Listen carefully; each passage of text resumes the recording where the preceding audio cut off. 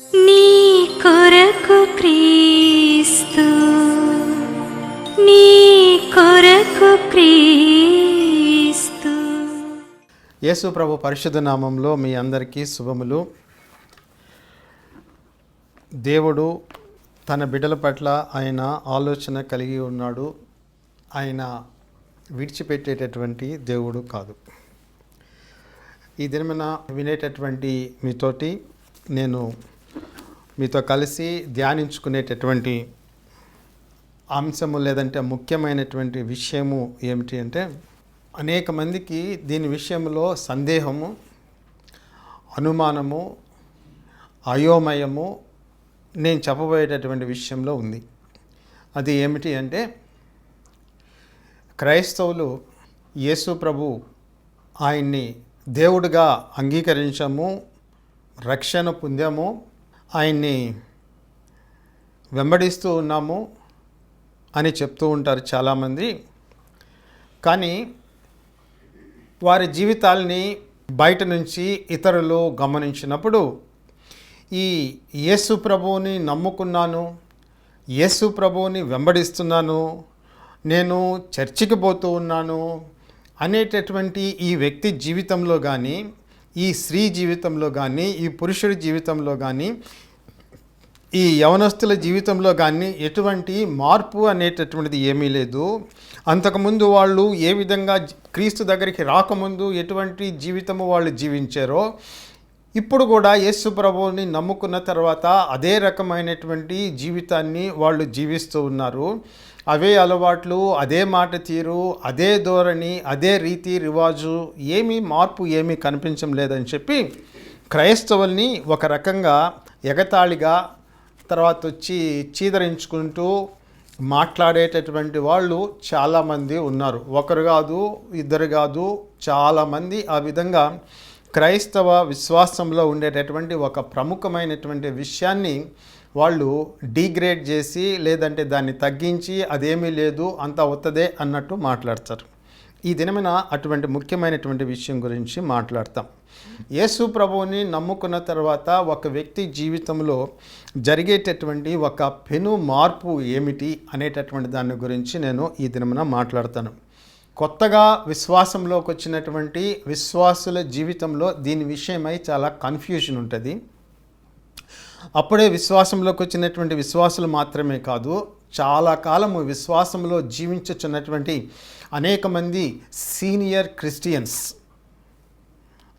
చాలా కాలము విశ్వాసులుగా బ్రతుకుచున్నటువంటి వారికి దీని విషయంలో అయోమయ స్థితి, ఒక కన్ఫ్యూజన్ అనేటటువంటిది నెలకొని ఉంటుంది. అది ఏమిటి అంటే, యేసు ప్రభుని నమ్ముకున్న తర్వాత వాళ్ళ జీవితంలో నుంచి పాపము అనేటటువంటిది తీసివేయబడిందా, పాపము ఇక వాళ్ళ జీవితంలో ఏమాత్రము కూడా శక్తి చూపించలేదా, దాని ప్రభావము ఉండదా, అసలు వాస్తవ స్థితి ఏమిటి అనేటటువంటి విషయాన్ని గురించి నేను మాట్లాడతాను.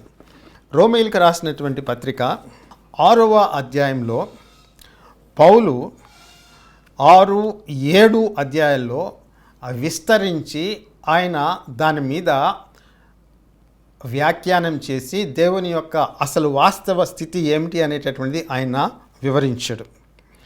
ఏర్పాటు చేసుకునేటువంటి ఈ దినమ దాన్ని ధ్యానించుకునేటటువంటి దానికి మనం ఏర్పాటు చేసుకునేటువంటి వాక్య భాగం ఏంటి అంటే, రోమీయులకు రాసినటువంటి పత్రిక 6వ అధ్యాయము 12వ వచనము 13వ వచనము గురించి మాట్లాడతాం. కాబట్టి శరీర దురాశలకు లోబడినట్లుగా చావునకు లోనైన మీ శరీరమందు పాపమును ఏలనీయుకుడి, మరియు మీ అవయవములను దుర్నీతి సాధనములుగా లేదంటే ఆయుధములుగా పాపమునకు అప్పగింపకుడి.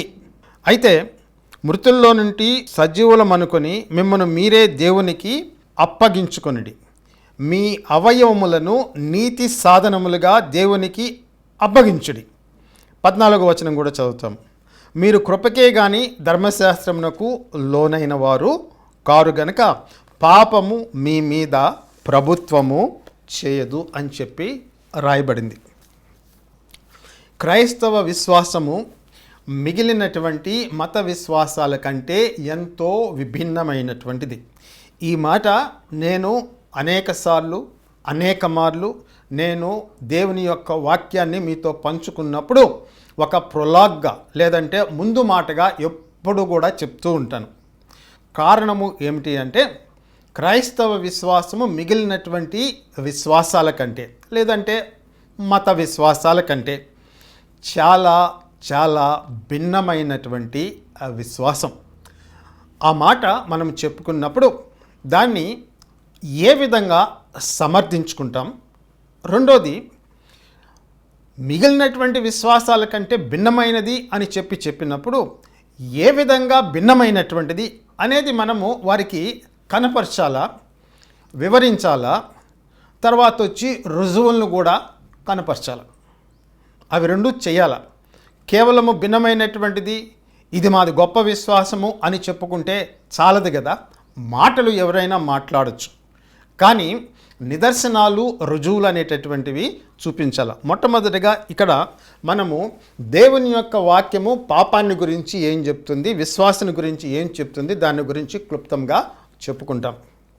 దేవుడు ఒక వ్యక్తికి రక్షణ ఇచ్చినప్పుడు దాని యొక్క అర్థము, నువ్వు యేసు ప్రభువుని నమ్ముకున్నావు బిడ్డ, చాలా సంతోషము. ఇక నువ్వు ఈ లోకంలో జీవించేటప్పుడు నీ శక్తి మీద, నీ బలం మీద, నీ సాధన మీద, నీ ప్రయాస మీద ఆధారపడి ఈ బైబిల్లో చెప్పబడినటువంటి దేవుని యొక్క వాక్యం ప్రకారం నువ్వు జీవించు అని బైబిల్ చెప్పడంలే.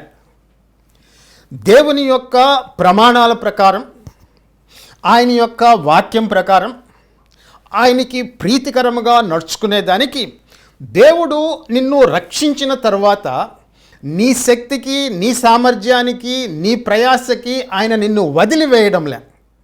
ఆయన నిన్ను, నీ పాపాల్ని క్షమించడం అనేటటువంటిది, that is the negative side of salvation. క్షమించిన తర్వాత నిన్ను నీతిమంతునిగా ఆయన వర్డిక్ట్ అనేటటువంటిది, తీర్పు అనేటటువంటిది ఇచ్చిన తర్వాత ఆయన ఏం చేస్తాడు అంటే ద పాజిటివ్ సైడ్ చెప్తున్నా. అది ఏమిటి అంటే ఇప్పటి వరకు నీలో లేనటువంటి ఒక నూతనమైనటువంటి శక్తిని ఆయన నీ అంతరంగంలో కలుగజేస్తాడు. యేసు ప్రభు దగ్గరికి నువ్వు రాకముందు లోకం పక్క నువ్వు ఆకర్షింపబడుతున్నావు. ఈ లోకంలో ఉండేటటువంటి పాప వ్యవస్థల పక్క నువ్వు ఆకర్షింపబడుతున్నావు. నీ శరీరంలో ఉండేటటువంటి పాపము, బయట పాపం ఉంది, దాని పట్ల నీకు ఆకర్షణ ఉంది, అది ఒక విషయము. కానీ నీ అంతరంగము లోపల, నీ శరీరము లోపల అవయవాలు అనేటటువంటివి, బైబుల్ దీన్ని ఒక జనరల్ టర్మ్తో పిలుస్తుంది. ఏంటంటే ఫ్లెష్ అంటాం, తెలుగులో శరీరము అంటాం. శరీరం అంటే ఈ శరీరమే, దానికి ఇంకొక ఆత్మ సంబంధమైనటువంటి అర్థము కూడా ఉంది. అది ఏమిటి అంటే your natural self which is very much inclined, which has a proclivity to do sin. అంటే దానికి పాపము చెయ్యాలి అన్నటువంటి కోరిక శరీరానికి ఉంటుంది. పాపాన్ని శరీరము ఆశిస్తుంది. పాపము చేయాలన్నటువంటి ఆకలి నీకు కలుగుతుంది. ఎందుకంటే ఆదాము పతనమైన తర్వాత ఆయనతో పాటు మానవ జాతి అంతా కూడా పాపంలో పతనమైంది. కారణంగా పుట్టడమే పాపంలో పుడతాం, బ్రతకడము, పెరగడం అనేటటువంటిది పాపంలోనే పెరుగుతాం. సో ఈ పాపం అనేటటువంటిది it is inherent in your nature, your flesh. It is always operating. ఇది ఏం కోరుకుంటుంది అంటే ఈ లోకంలో ఉండేటటువంటి ఇతర పాప వ్యవస్థలకి దాన్ని అది ఆకర్షించుకుంటుంది. It attracts the sin. ఆ లోకము దీన్ని ఆకర్షిస్తుంది, ఇది దాన్ని ఆకర్షిస్తుంది. ఇది కాకుండా there is another figure which we cannot see, invisible figure, nevertheless very powerful and a mighty being, that is Satan. ఆ సాటన్ ఏం చేస్తుందంటే నీ యొక్క శరీర స్వభావాన్ని ప్రేరేపించేటటువంటి పరిస్థితుల్ని నీకు కల్పిస్తూ ఉంటుంది. సో పాపము అనేటటువంటిది నీ లోపల మాత్రమే కాక నీ చుట్టూ ఉండేటటువంటి వ్యవస్థల్లో కూడా ప్రాకిపోయి, అల్లుకుపోయి, వేళ్ళుని చాలా లోతుకి దిగిపోయినటువంటి విషయం అండి. సో లోకము అనేటటువంటిది పాపంతో ఉంది, నీ శరీరం అనేటటువంటిది పాపంలో జీవిస్తూ పాపంతో బ్రతుకుతూ ఉన్నావు. And you have an inclination to do sin and you have a hunger to do sin. తర్వాత ఇంకొక ట్రాజిడీ, ఒక విషయం ఏంటి అంటే, మనము మంచి గురించి, ఆదర్శాల గురించి, విలువల గురించి చాలా మాట్లాడతాం, కానీ నీ అంతరంగంలో ఉండేటటువంటి పాప స్వభావాన్ని గుర్తించగలిగేటటువంటి శక్తి కానీ, ఆ యొక్క జ్ఞానం కానీ, ఆ ఆత్మ యొక్క శక్తి కానీ నీ దగ్గర లేదు. నేను ఇదంతా వివరించుకుంటూ ఎందుకు పోతున్నావు అంటే, ఒక పాయింట్ నీ దగ్గర, ఒక వెయిటీ పాయింట్ అనే ఒక బరువైనటువంటి విషయం మీతో చెప్పదలుచుకున్నాను. ఇవన్నీ కూడా నీ దగ్గర ఉన్నప్పుడు నీ లోపల శరీరంలో పాపం పనిచేస్తూ ఉంది, లోకంలో పాపం ఉంది, సాతాను నిన్ను పాపం వైపు ఆకర్షిస్తూ ఉన్నాడు, లోకంలో ఉండేటటువంటి అనేకమైనటువంటి వ్యవస్థలు పాపం వైపు నిన్ను ఆకర్షిస్తూ ఉన్నాయి. ఇటువంటి ఈ దాంట్లో నువ్వు బ్రతుకుతూ ఉన్నావు, ఇటువంటి దాంట్లో నువ్వు బ్రతుకుతూ ఉన్నావు. సో దాంట్లో నుంచి నీ సొంతగా బయటపడలేవు. యేసు ప్రభువు నిన్ను రక్షించినప్పుడు నీ లోపల పనిచేసేటటువంటి పాపాన్ని, బయట నిన్ను ఆకర్షించేటటువంటి పాపాన్ని, దాని యొక్క శక్తిని అధిగమించేదానికి నీ సొంత శక్తి మీద, నీ సాధన మీద, లేదంటే నీ ప్రయాస మీద, నీ ధ్యానం మీద ఆయన ఆధారపడడంలే. This is very important. దాని మీద ఆయన ఆధారపడడంలే. నీకు రక్షణ ఇచ్చిన తర్వాత, పాపాలను క్షమించిన తర్వాత ఈ లోకంలో నువ్వు మనుగడ సాగిస్తూ ఉన్నావు కదా, అదే నువ్వు మారినంత మాత్రాన, నీ పాపాలు క్షమించబడిన మాత్రాన లోకం ఏమీ మారలే. నీ పాపాలు యేసు ప్రభువులో కడగబడి నువ్వు పరిశుద్ధపరచబడినటువంటి మాత్రాన లోకము పవిత్రమైపోలే, దాని వ్యవస్థలు పవిత్రమైపోలే. అది ఇంకా పాపంలో మునిగి తేలుతూ ఉంది, పాపంలో మగ్గిపోతూ ఉంది ఈ లోకము, దాని వ్యవస్థలు.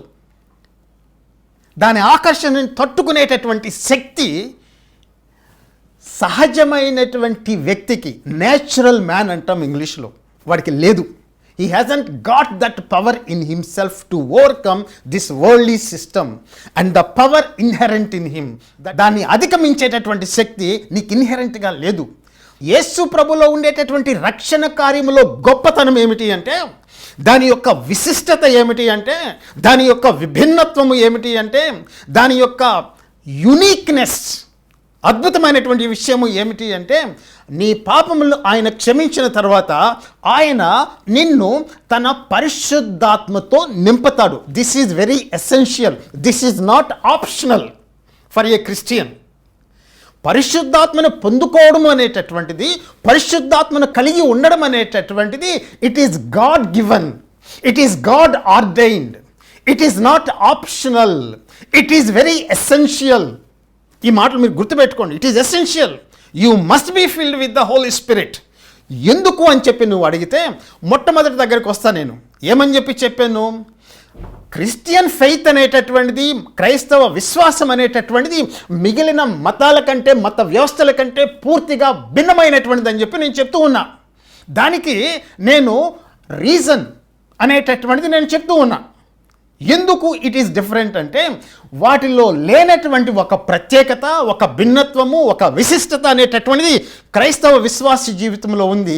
అది ఏమిటి అంటే, ఒక వ్యక్తిని దేవుడు యేసు ప్రభు రక్తమును బట్టి, ఆయన ప్రాయశ్చిత్తమును బట్టి, ఆయన పాప పరిహారార్థ బలిని బట్టి క్షమించి వేసిన తర్వాత ఆ వ్యక్తి ఈ లోకంలో జీవించేదానికి, ఈ లోకం యొక్క ఆకర్షణని, దాని యొక్క శక్తిని, దాని యొక్క ప్రలోభాలని, దాని యొక్క మోసాలని, దాని యొక్క వక్రతని అధిగమించేదానికి దేవుడు ఏం చేస్తాడంటే, ఆ వ్యక్తిని తన యొక్క ఆత్మతో, తన పరిశుద్ధాత్మతో ఆయన నింపుతాడు. It is not a human spirit, it is not a spirit from angel, but it is the very spirit of God. దేవుని యొక్క ఆత్మది. ఆ దేవుని యొక్క ఆత్మ నీ శరీరంలోనికి వచ్చి జీవించడం అనేటటువంటిది ప్రారంభమవుతుంది. ఎందుకు ఆయన నీకు ఇస్తూ ఉన్నాడంటే, so that you can overcome the power of the world, its attractions, its deceptions, its crookedness. వీటన్నిటినీ అధిగమించేదానికి, ఈ లోకం యొక్క ఆకర్షణ నుంచి నువ్వు బయటపడాలి, దేవుని యొక్క వాక్యం ప్రకారం నువ్వు జీవించాలంటే సాధన సరిపోదు, యోగా చేస్తే సరిపోదు, ప్రయాస సరిపోదు, ధ్యానం సరిపోదు. You need some extra power, additional power that comes from God himself. That is the Holy Spirit. ఆయన వచ్చి నీ నివాసంలో చేస్తే తప్ప ఈ పవర్ని నువ్వు అధిగమించలేవు. అది బయట సంగతి అండి. లోపల సంగతి ఏంటి?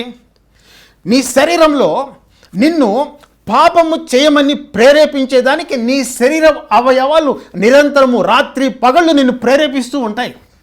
నీ ఆలోచనల ద్వారా కావచ్చు, తలంపుల ద్వారా కావచ్చు, నీ చుట్టుపక్కల ఉండేటటువంటి మనుషుల ద్వారా కావచ్చు, చుట్టుపక్కల ఉండే వాతావరణం ద్వారా కావచ్చు, ఇప్పుడు ఈ కాలంలో ఆధునిక కాలంలో నీకు ఎదురయ్యేటటువంటి టీవీ వల్ల కావచ్చు, లేదంటే మొబైల్ ఫోన్ల వల్ల కావచ్చు, నువ్వు ఉండేటటువంటి ఫ్రెండ్ సర్కిల్ వల్ల కావచ్చు, అనేక రకమైనటువంటి ప్రలోభాలు అనేటటువంటివి నిన్ను చేరుతూ ఉంటాయి. నీ శరీరము వాటికి రెస్పాండ్ అవుతూ ఉంటుంది. ఏ విధంగా రెస్పాండ్ అవుతుందంటే, నీలో ఉండేటటువంటి ఆ పాప శరీరము, అక్కడ ఏమన్నాడు పౌలు ఏమంటాడండి, రోమీయులకు రాసినటువంటి పత్రిక 6వ అధ్యాయము 6వ వచనంలో ఒక మాట వాడబడింది, పాప శరీరము నిరర్ధకమగునట్లు మన ప్రాచీన స్వభావం ఆయనతో కూడా సిలువ వేయబడిననిగి. చూడండి, అక్కడ మాటను మీకు గుర్తుకు చేస్తాను. పాప శరీరము నిరర్ధకమగునట్లు. నీ శరీరము పాపము అని చెప్పి చెప్తున్నాడు. ఇక్కడ ఒక కాషన్, ఒక హెచ్చరిక నేను చెప్తాను. దేవుడు మెటీరియల్ వరల్డ్ని పాపమైనట్టుగా ఆయన భావించడంలే. ఆయన దాన్ని పవిత్రంగా, మంచిగా మెటీరియల్ వరల్డ్ని సృష్టించాడు. ఈ శరీరం అనేటటువంటిది ఇది పాపం కాదు.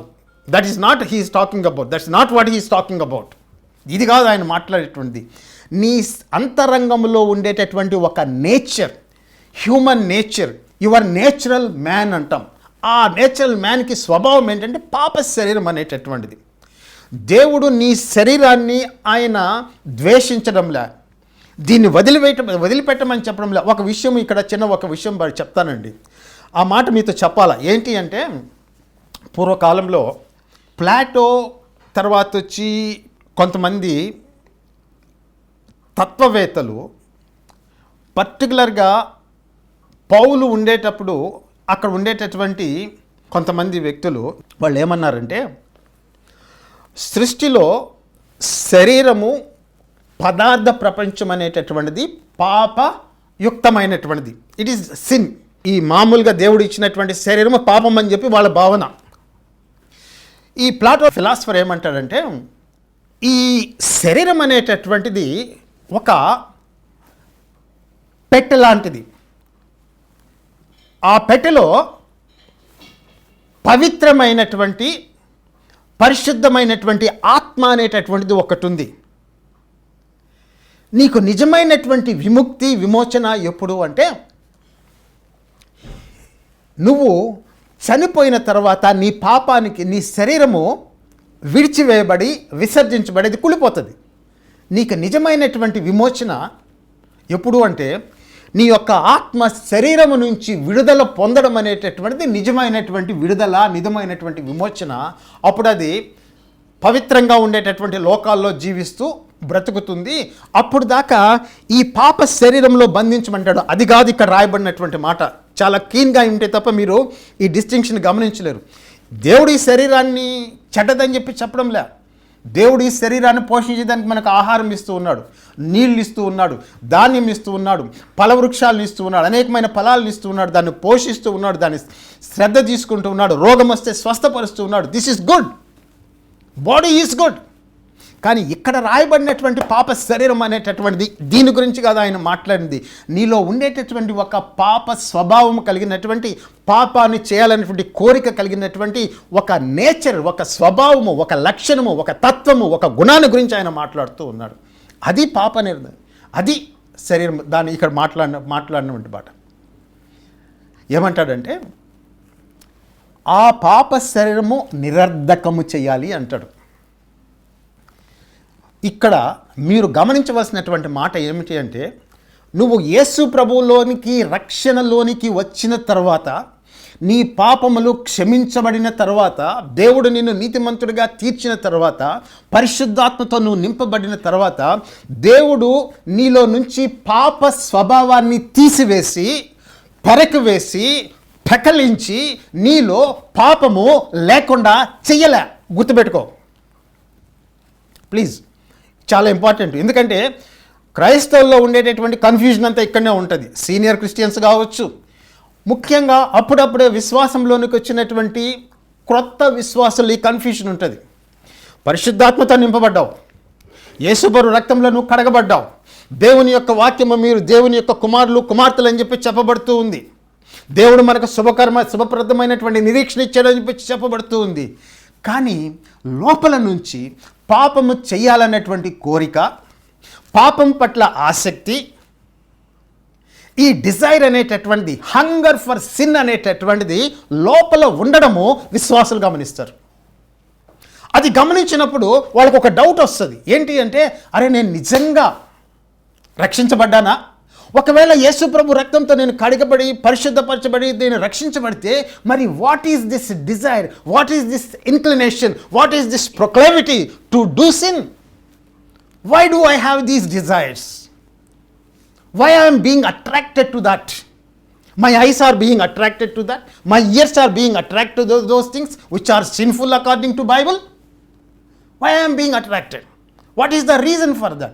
ఇక్కడ వస్తుందండి కన్ఫ్యూజన్, అయోమయం అనేటటువంటిది.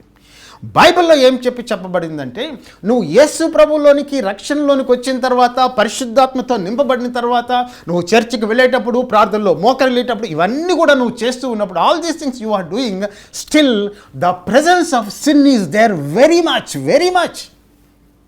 It does not disappear.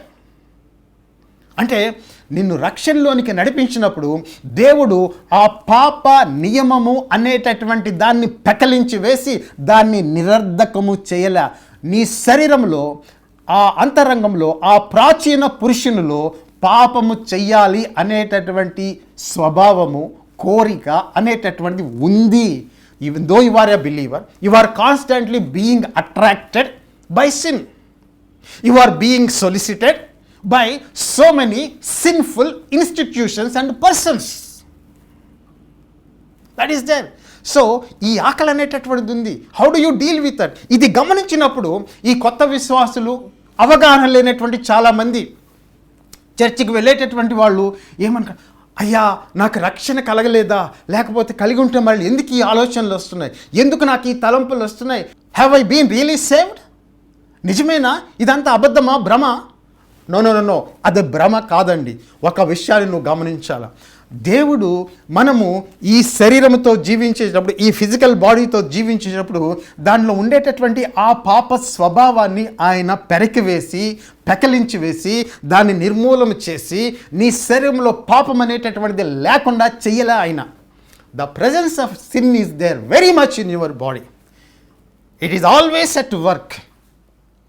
అయితే శుభ సమాచారము ఏమిటి అంటే, గొప్ప సమాచారము ఏమిటి అంటే, దేవుడు తాను ఇచ్చినటువంటి ఆ పరిశుద్ధాత్మ ద్వారా ఆ పాపం యొక్క శక్తిని ఆయన నిరంతరము నిరర్ధకము చేస్తూ ఉన్నాడు.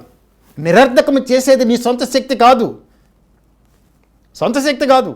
నీలో ఉండేటటువంటి పరిశుద్ధాత్మ నీకు నిరంతరము శక్తిని అనుగ్రహిస్తూ, బలం అనుగ్రహిస్తూ, నీ అంతరంగ పురుషుణ్ణి ఆయన బలపరుస్తూ, నీకు నిరంతరము శరీరంలో వచ్చేటటువంటి ఈ ఈ డిజైర్స్ నుంచి, బయట నుంచి వచ్చేటటువంటి ఆ సొలిసిటేషన్స్ నుంచి, దాని యొక్క అట్రాక్షన్స్ నుంచి, సాతాను కలిగజేసేటటువంటి వాటన్నిటి నుంచి కూడా ఈ లోపల ఉండేటటువంటి పరిశుద్ధాత్మ ఆ పాపం యొక్క శక్తిని ఆయన నిరర్ధకము చేస్తూ ఉంటాడు. పాపము తొలగించబడలే, కానీ పాపము నిరర్ధకం చేయబడుతుంది.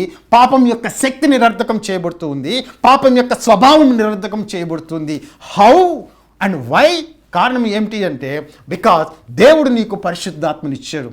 సో కాబట్టి కేవలము ధర్మాన్ని నమ్ముకొని మేము ధర్మాన్ని ఆచరిస్తాం, మేము ధర్మబద్ధులము అని చెప్పేటటువంటి విశ్వాసానికి, యేసు ప్రభు యొక్క ఆత్మచేత నింపబడినటువంటి క్రైస్తవుల విశ్వాసులకి మహా గొప్ప అంతరము తేడా ఉంది. అక్కడ ధర్మాన్ని అనుసరించేటటువంటి వాళ్ళు, మేము నీతిని ఎప్పుడూ అనుసరిస్తాం, మేము ఎల్లప్పుడూ దేవుని యొక్క వాక్యాన్ని పఠిస్తాం, అది ఇది అని చెప్పుకునేటటువంటి వాళ్ళకి దేవుని యొక్క ఆత్మ వాళ్ళలో లేదు. వాళ్ళ దగ్గర వాక్యం ఉంది, వాళ్ళ దగ్గర వాక్యం ఉంది, వాళ్ళ దగ్గర మత గ్రంథాలు ఉన్నాయి, పాపాన్ని ఖండించేటటువంటి ప్రవచనాలు ఉన్నాయి. లోకము చెడ్డది అని చెప్పేటటువంటి ప్రవచనాలు అన్నీ ఉన్నాయి.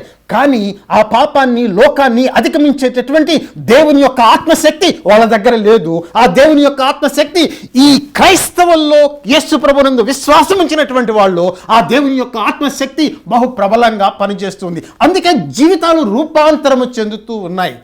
దుర్వ్యసనాల్లో పట్టబడినటువంటి వాళ్ళ జీవితాలు మారిపోతూ ఉన్నాయి.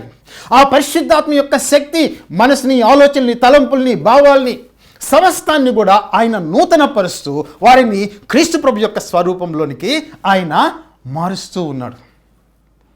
సో తేడా ఏమిటి? క్రైస్తవ విశ్వాసానికి మిగిలినటువంటి మత విశ్వాసాలకి తేడా ఏమిటి అంటే, వాళ్ళల్లో దేవుడు అనుగ్రహించేటటువంటి పరిశుద్ధాత్మ శక్తి అనేటటువంటిది వాళ్ళల్లో లేదు. పరిశుద్ధాత్మ వాళ్ళలో నివసించడం లేదు. ఎందుకు నివసించడం లేదు? కారణం ఏమిటి అంటే, యేసు ప్రభు యొక్క పరిశుద్ధ మరణాన్ని, పాపము నుంచి విడిపించి వారిని రక్షణలోనికి నడిపించేటటువంటి యేసు ప్రభు యొక్క శిలువ మరణాన్ని వాళ్ళు తృణీకరిస్తున్నారు. కాబట్టి ఆ శిలువ మరణం ద్వారా విశ్వసించినటువంటి వారు పొందుకునేటటువంటి ఆ పరిశుద్ధాత్మ అనే వరము వారు పొందుకోలేకపోతూ ఉన్నారు. సో వాక్యాలైతే ఉన్నాయి, ఏది మంచిదో ఏది చెడుదో వివేచించేటటువంటి జ్ఞానం ఉంది. ప్రవచనాలు చెప్తారు, మంచిగా బ్రతకమంటారు, హితబోధ చేస్తారు. చేసే ఆ హితబోధ ప్రకారం జీవించేటటువంటి శక్తి వాళ్ళలో లేదు. ఆ శక్తి, ఆ బలము కేవలము యేసు ప్రభువునందు విశ్వాసం ఉంచినటువంటి వాళ్ళకి పరిశుద్ధాత్మ దేవుని ద్వారా కలుగుతుంది. అందువలనే నిజమైనటువంటి రక్షణ పొందినటువంటి బిడ్డల యొక్క జీవితాలు మార్పు చేయబడి ఉంటాయి. క్రైస్తవులు అని చెప్పుకునేటటువంటి వాళ్ళ జీవితాలు కాదు. చాలామంది క్రైస్తవులు, మేము క్రైస్తవులు అని చెప్పుకుంటారు. కానీ వాళ్ళలో ఎంతమంది జీవితాలు మార్పు చెందాయి, రూపాంతరం చెందాయి, పరిశుద్ధాత్మ శక్తితో నింపబడ్డారు, లోపల అంతరంగంలో కంప్లీట్గా స్ట్రగుల్ అనేటటువంటిది జరిగినప్పుడు పాపం మీద విజయం సాధిస్తున్నారా లేదా అనేటటువంటిది. క్రైస్తవుడికి they have desires, sinful desires, కానీ they will not yield to those sinful desires. That is the difference. క్రైస్తవులు దే హ్యావ్ ద హంగర్. ఒక వ్యక్తి క్రైస్తవు అని చెప్పుకునేటటువంటి వ్యక్తిలో ఆ సిన్ అనేటటువంటి the presence of sin is there. It has its own hunger. But a Christian will not feed that sinful hunger. That is the difference. శరీరంలో కోరిక కలుగుతుంది, కానీ ఆ శరీరానుసరి కోరికను వాడు తీర్చడు. ఎందుకు? పరిశుద్ధాత్మ నడిపిస్తున్నాడు కాబట్టి, పరిశుద్ధాత్మ అడ్డం పడుతున్నాడు కాబట్టి, పరిశుద్ధాత్మ శక్తి కలుగజేస్తున్నాడు కాబట్టి వాడు చేయడు. కానీ ఇక్కడ ఒక విషయం చెప్పాలా, నువ్వు పరిశుద్ధాత్మకి లోబడినప్పుడు పరిశుద్ధాత్మ చేత నడపబడతావు.